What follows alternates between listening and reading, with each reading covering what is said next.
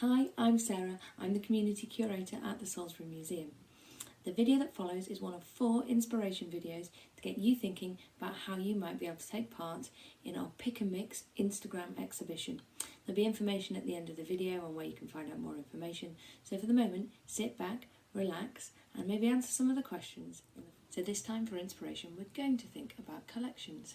The museum collection as a whole is very wide and ranging, but within that there are different collection titles, some of which you may be aware of, some of which you won't. In a lot of the work I do, I talk to people about the collections that they have in their own lives, trying to make a connection between the way that we categorise objects and the way that we accidentally, or sometimes purposefully, do that in our own lives. The collections section of the Salisbury Museum website is a really interesting way to start to get an idea of all the range of collections we have. You can see the archaeology collection, the costumes, ceramics, things like our Rex Whistler archive, but we also have an art collection, the drainage collection which sits within the history of Salisbury, ceramics, ephemera, social history, a real favourite of mine. We have a huge image archive, geology, natural history. Putting these things into collections with titles helps us all understand their place in history and the story of our past and present. So now we turn to you and to your lives.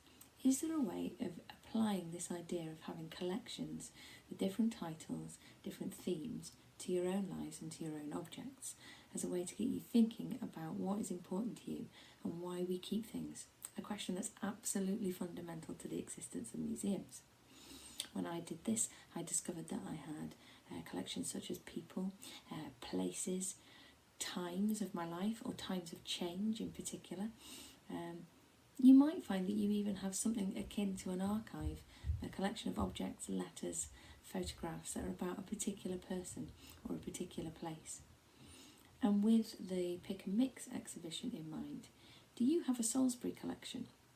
Are there objects in your life that really represent what Salisbury is and has been to you? Maybe pick one cupboard, one memory box, and look at those objects with this as a filter. Write yourself a list of 5 to 10 collections titles that would apply to your life, and wait for the next video.